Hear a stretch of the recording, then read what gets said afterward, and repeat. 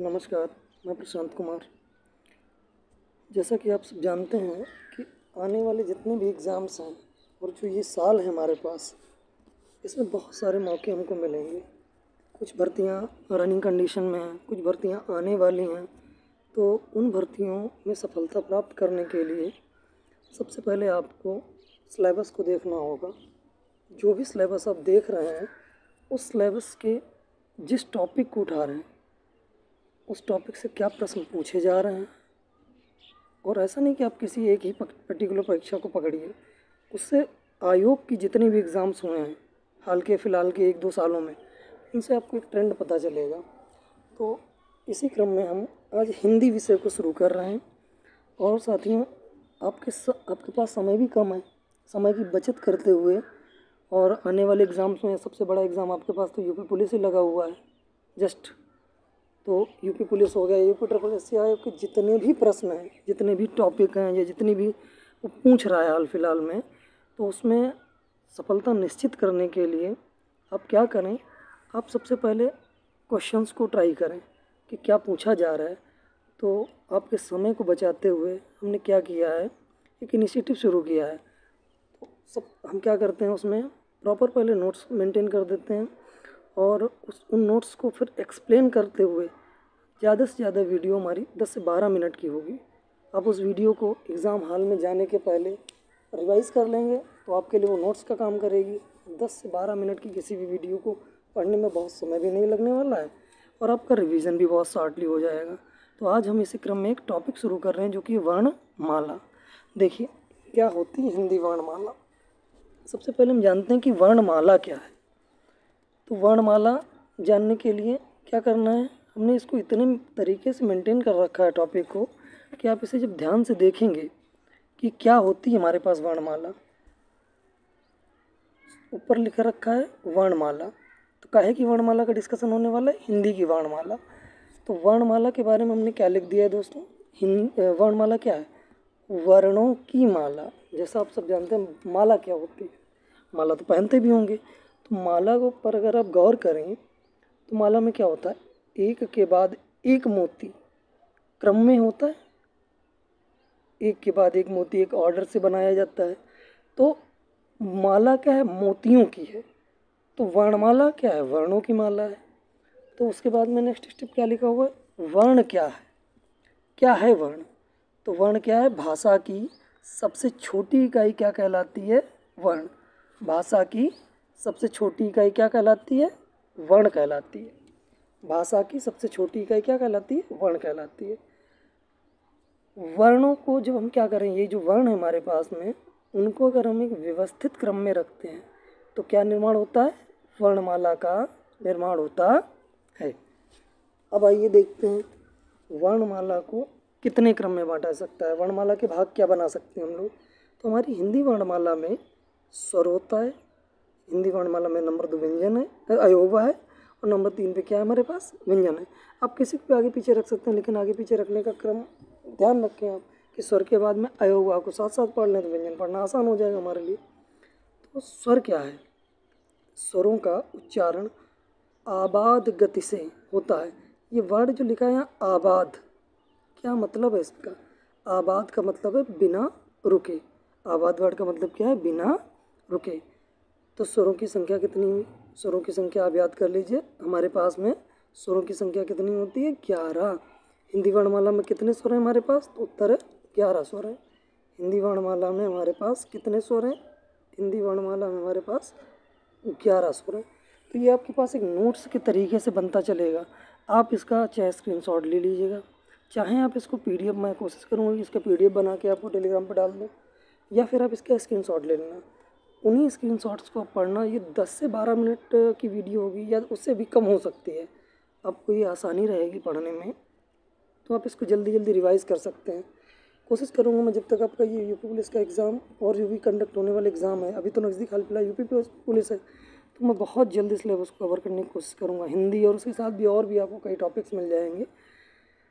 फिर स्वरों की संख्या 11 है, तो हमको याद कर लेना है। कभी कभार हमसे पूछ देता है स्वर, फिलहाल तो वो नंबर ही पूछता है कि स्वरों की संख्या कितनी है। तो कितने स्वर हैं हमारे पास, 11 स्वर हैं। कौन कौन से, आ, ई, ई, उ, री, ए, ऐ, ओ और औ। इनके उच्चारण पर ध्यान रखें, उच्चारण को ठीक करेंगे। अच्छा उच्चारण ही अच्छी वर्तनी को जन्म देता है, और जब हम खराब उच्चारण करते हैं तो एग्ज़ाम में वो वर्तनी के रूप में प्रश्न पूछ लेते हैं। वर्तनी के प्रश्न अच्छा क्यों पूछेंगे वो? कभी आपने ध्यान किया इस पर?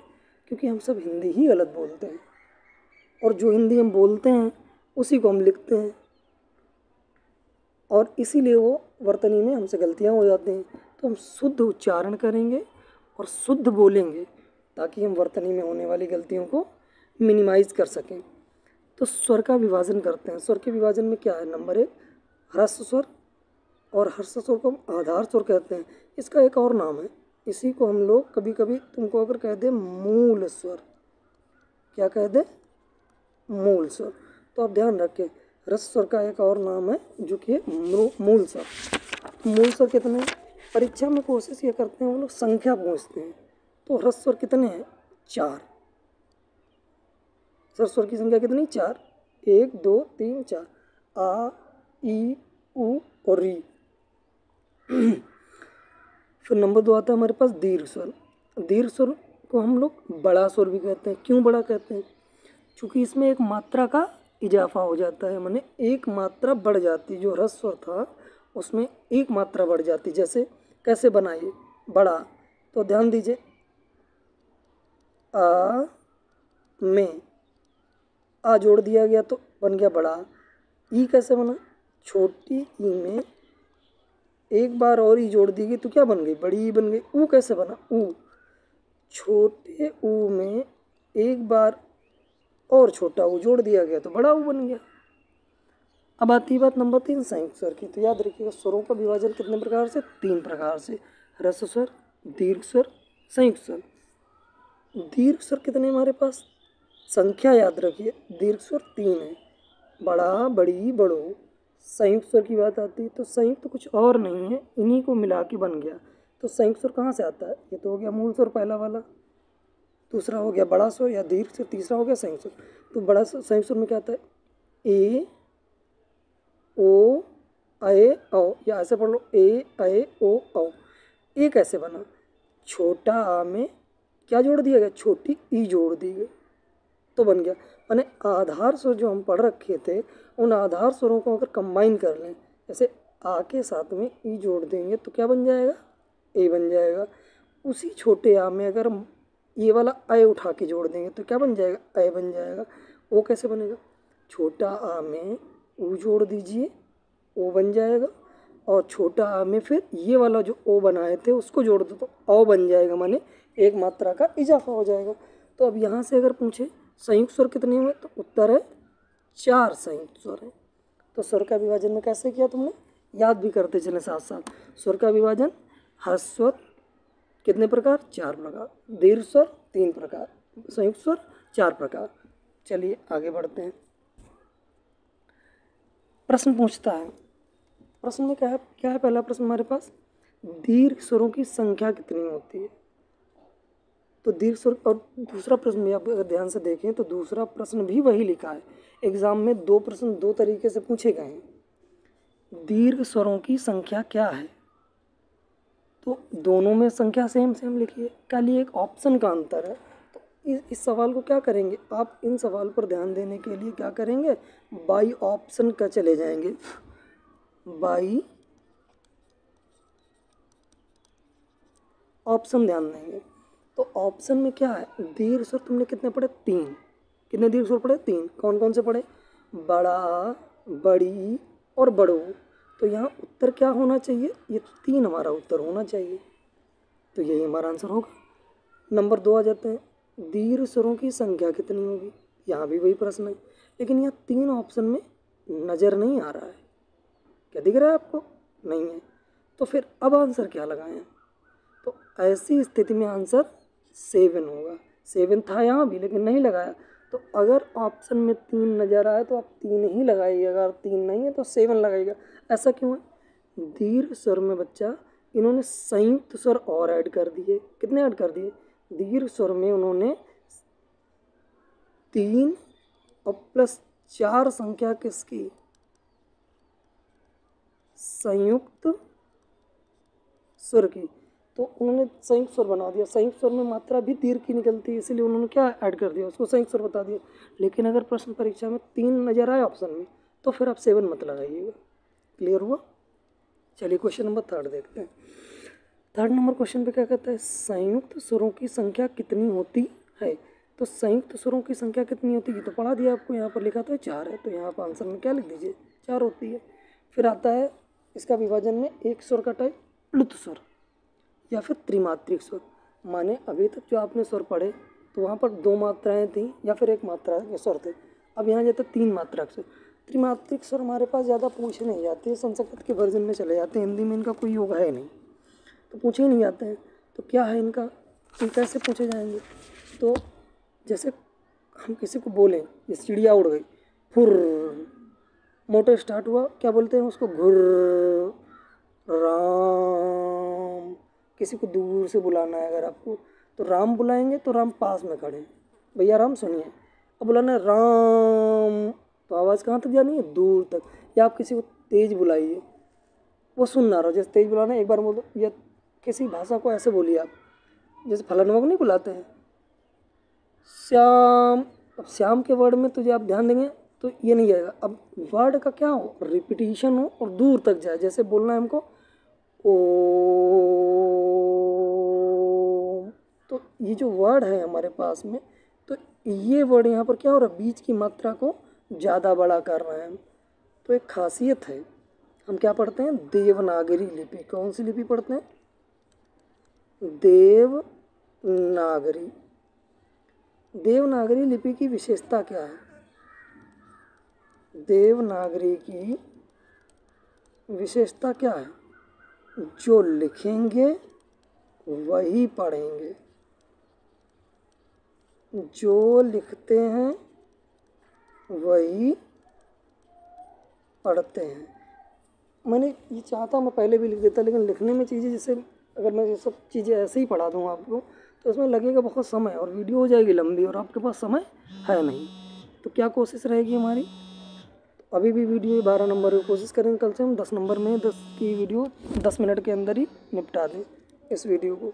ओके, देखिए इसके आगे से अयोग वाह क्या होते हैं। अब अयोग वाह क्या है हमारे पास, इसको अयोग वाह को दूसरा नाम दिया गया है स्वर मिश्रित व्यंजन। क्या बोलेंगे इसे, स्वर मिश्रित व्यंजन। जल्दी जल्दी देख लीजिए, वीडियो वैसे भी ज़्यादा लंबा हो चुका है। आपके लिए वीडियो वही है काम का जो मुश्किल से 7-8 मिनट का हो, ताकि आपका रिवीजन तेज फास्ट हो जाए। तो मेल कैसा होगा, इसका आधा ही मेल होगा। तो इस समय को बचाने के लिए हम कोशिश कर रहे थे, लेकिन वो टाइम और ज़्यादा ही हो गया। चलिए देख लीजिए मेल कैसे आधा होगा इसका। तो यहाँ मेल क्या होगा, आधा ही।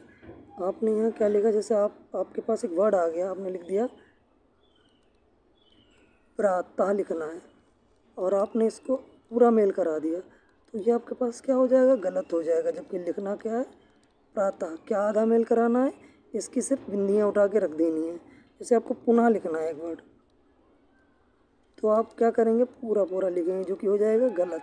तो आप कैसे लिखेंगे, इसे पुनः लिखेंगे। तो आप ट्राई करके देखिए, अंक को इस तरीके से लिखेंगे, ना कि आप क्या लिख देंगे, जब आप ये लिखने वाले हैं पूरा पूरा मैं इसको यूज़ कर दूं तो ये क्या हो जाएगा, गलत हो जाएगा। हंस को क्या लिखेंगे, क्या हा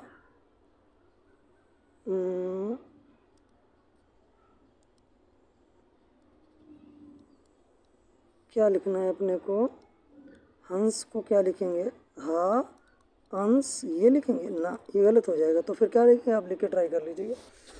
फिर अगला प्रश्न आता है, श्वास के आधार पर स्वर कितने प्रकार के होते हैं। तो आप बोलेंगे 4 प्रकार के, ह्रस्व, दीर्घ, संयुक्त और प्लुत।